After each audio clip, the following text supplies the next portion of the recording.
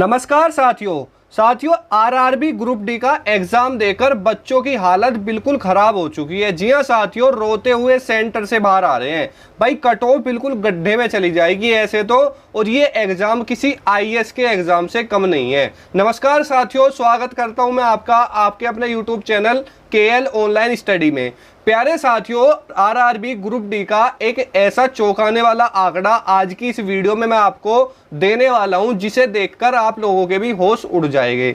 जी हां साथियों, जैसे कि आप सभी को पता है कि यहां पर 3 साल के बाद रेलवे ग्रुप डी की जो परीक्षा है वो कंडक्ट करवाई गई है, लेकिन यहाँ पर जो एग्जाम का लेवल है ना, वो किसी ग्रुप डी का नहीं है, ग्रुप ए का आ रहा है। साथियों, एक बात पक्की है कि नौकरी देने के नाम पर बच्चों के साथ गलत किया जा रहा है। सबसे बड़ी तो बात यह है कि भाई उनका ये है कि आप कितनी ही तैयारी कर लो, हम आपको क्वेश्चन ऐसे देंगे कि आप उसको कर ही नहीं पाओगे। यानी यार सिलेबस से कोई क्वेश्चन नहीं यार, जो आपने एनसीईआरटी बेस्ड बताया था उससे मतलब ही नहीं है। भाई साइंस के अंदर 25 में से 15 से 16 क्वेश्चन का ये नहीं पता कहां से आ रहे हैं। तो साथियों, ऐसे एग्जाम में, इतने टफ एग्जाम में सिलेक्शन लेना बच्चों के लिए काफी मुश्किल हो गया है। और एक बात करूं ना एवरेज बच्चे की, यानी एक बात बताओ साथियों, ये ग्रुप डी कहने में कितना अजीब सा लगता है ना, ग्रुप डी की ये नौकरी है, लेकिन अगर एग्जाम देखो ना तो भाई किसी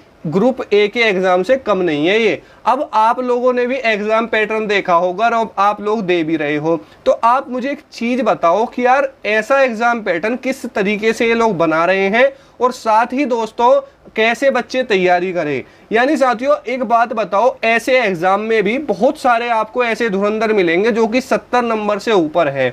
मैं उनसे, अगर वो वीडियो देख रहे हैं, उनसे ये पूछना चाहता हूं कि आप क्या खाकर एग्जाम देते हो और कहां से तैयारी करते हो। यानी यार ऐसे एग्जाम पैटर्न में भी अब 70 प्लस कैसे मार्क्स लेके आ रहे हो। या तो आप चीटिंग कर रहे हो, ठीक है, या फिर कुछ और बात है। अगर देखा जाए, अगर बच्चा तैयारी भी करे ना तो भाई 60 से 65 नंबर तक हद से हद पहुंचेगा, इस बात की मैं गारंटी दे दूंगा लिखकर। और ये साथियों आप लोगों को भी पता है, क्योंकि आप लोग लगातार तैयारी कर रहे हो और एग्जाम भी देके आए हो, ठीक है। अब देखो, जैसे कि हम बात करें यहाँ पर फेज वाइज आपका एग्जाम चल रहा है कि भाई आपके फेज 1 का एग्जाम हुआ, ठीक है।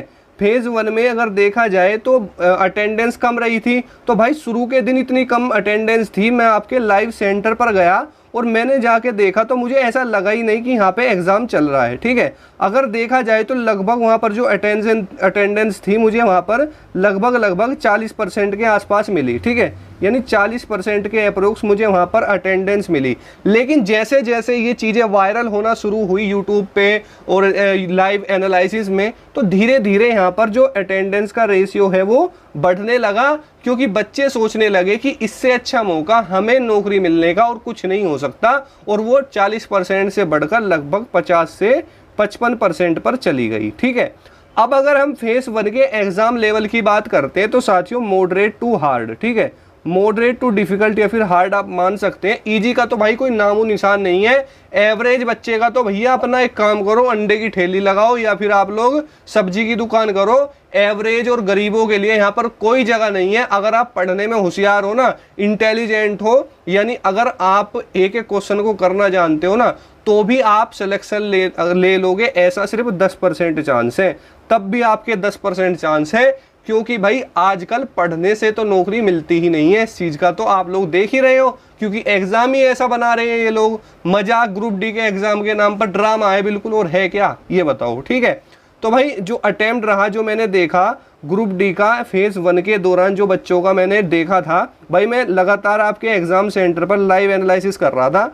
तो भाई फेज 1 में जो बच्चों का ज़्यादा से ज़्यादा अटेम्प्ट मिला ना मुझे फेज 1 में, वो लगभग 70 से लेके 75 तक मिला था, ठीक है। अगर अब बात करें कि इतने नंबर नहीं साथियों, इसमें से उसके कुछ गलत भी होंगे, तो कहीं ना कहीं एवरेज बच्चे की बात करें तो 58 से लेके 63 तक ये हमें एवरेज मिला है, ठीक है। अगर आप इसके अप्रोक्स होना, तो देखो मेन बात तो यही है कि भाई 95% बच्चा ना इन्हीं नंबरों के बीच में है। मैं सिर्फ सिलेक्शन वाले बच्चों की बात कर रहा हूँ, उन बच्चों की बात नहीं कर रहा जो रोजाना एग्जाम दे रहे हैं। देने को तो जिन्हें कितने लाख बच्चे एग्जाम दे रहे हैं, लेकिन जो 10% है ना तैयारी करने वाला इंटेलिजेंट बच्चा, उसकी बात कर रहा हूँ। वो सिर्फ 58 से 63 के अप्रोक्स ही घूम रहा है।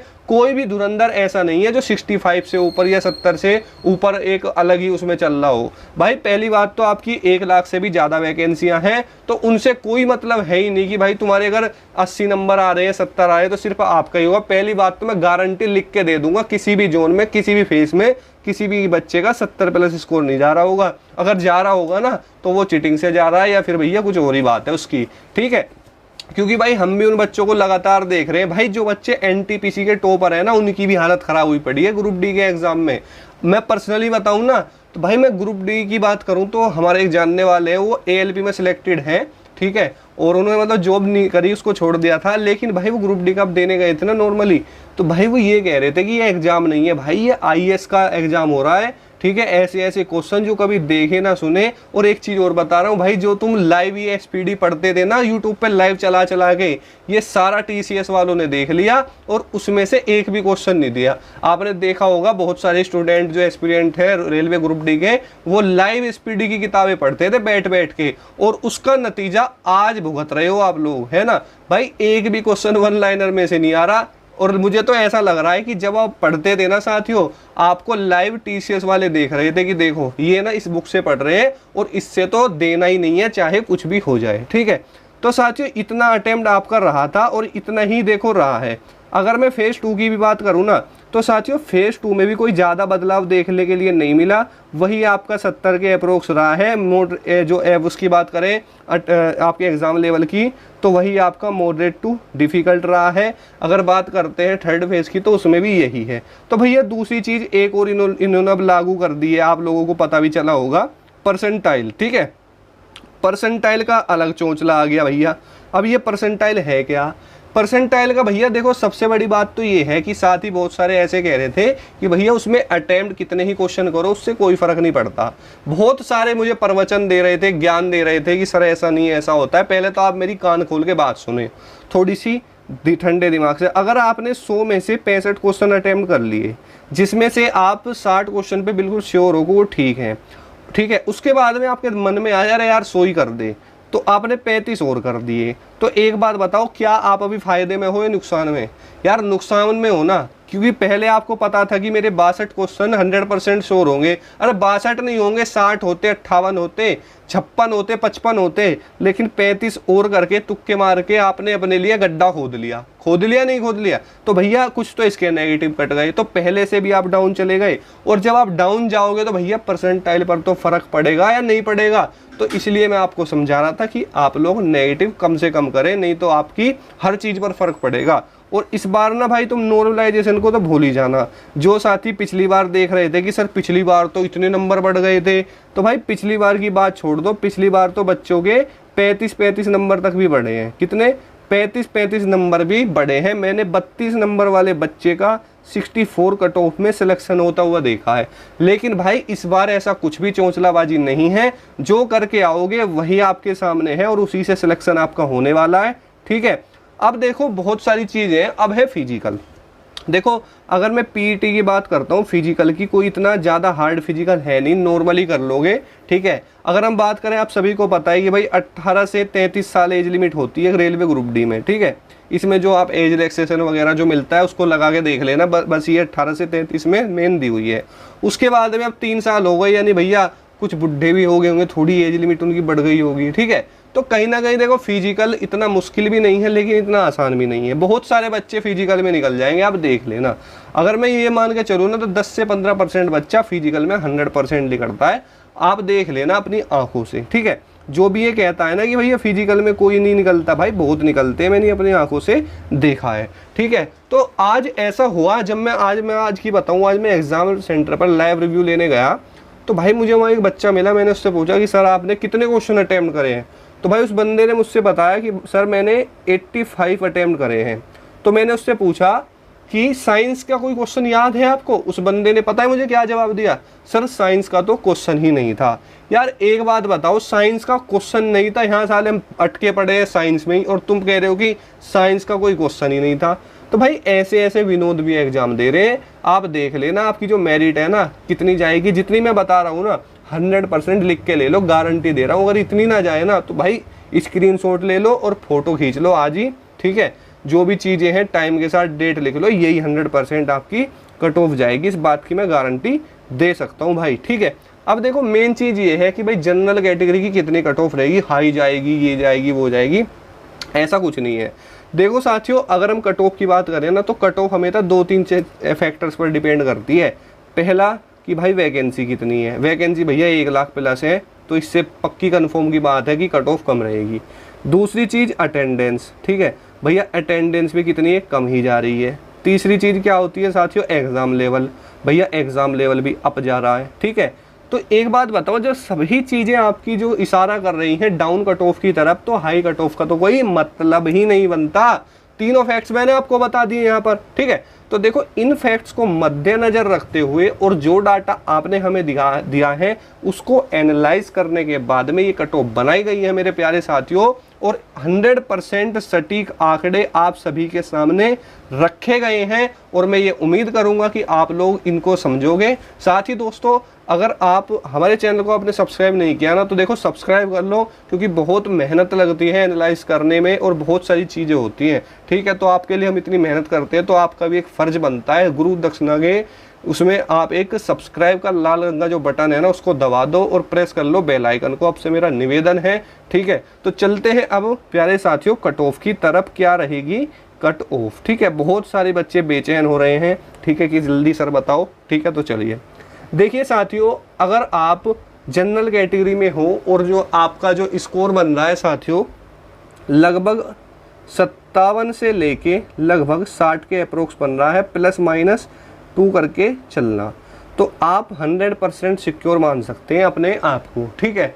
अगर मैं बात करता हूँ ओबीसी की, तो साथियों लगभग यहाँ पर 55 से लेके आप मान के चलना 57 तक, कितना साथियों, 55 से लेके लगभग 57 तक मान के चलना। अगर मैं ईडब्ल्यूएस की बात करूं तो साथियों लगभग 54 से लेके 56, कितना, 54 से लेके 56। अब बहुत साथी बोलेंगे कि सर इतनी क्यों, देखो जिस टाइम पर 2019 में ईडब्ल्यूएस को लाया गया था उस समय फॉर्म भरने के टाइम पे इतने बच्चे जागरूक नहीं थे, लेकिन साथियों उसके बाद में काफ़ी बच्चे जागरूक हो चुके हैं। तो ये गारंटी की बात है ईडब्ल्यूएस की कट ऑफ कम रहनी है, हो सकता है एससी के इक्वल ही आ जाए। अगर एससी की बात करें तो साथियों लगभग 52 से लेके 54, कितनी, 52 से लेके 54। अगर एसटी की मैं बात करूं तो एसटी की लगभग 49 से लेके 51 तक आप मान के चलना, ठीक है। तो अगर आप इतना आप स्कोर कर पा रहे हैं ना, तो आपको फिजिकल में जाने से कोई नहीं रोक सकता। अब यहीं पर अगर मैं बात करता हूँ साथियों फाइनल कितनी जाएगी, ठीक है।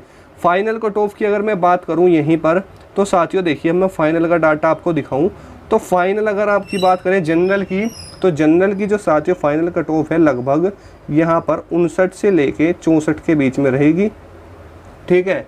अगर हम यहाँ पर बात करते हैं ओबीसी की, तो साथियों ओबीसी की लगभग आप मान के चलना यहाँ पर लगभग 57 से लेके 61, ठीक है। अगर ईडब्ल्यूएस की बात करूँ तो लगभग साथियों 55 से लेके 57, ठीक है। यहाँ पर आप 60 भी मान के चल सकते हैं जनरल में।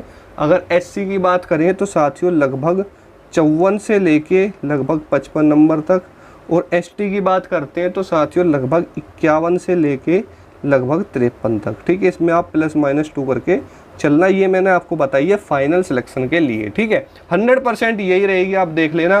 साथ ही दोस्तों जुड़े रहिए हमारे साथ, और हमने आपके डिस्कशन के लिए रेलवे ग्रुप डी का एक व्हाट्सअप ग्रुप बनाया है जिसमें आप ही के साथी हैं जिन्होंने रेलवे ग्रुप डी की परीक्षा दी है।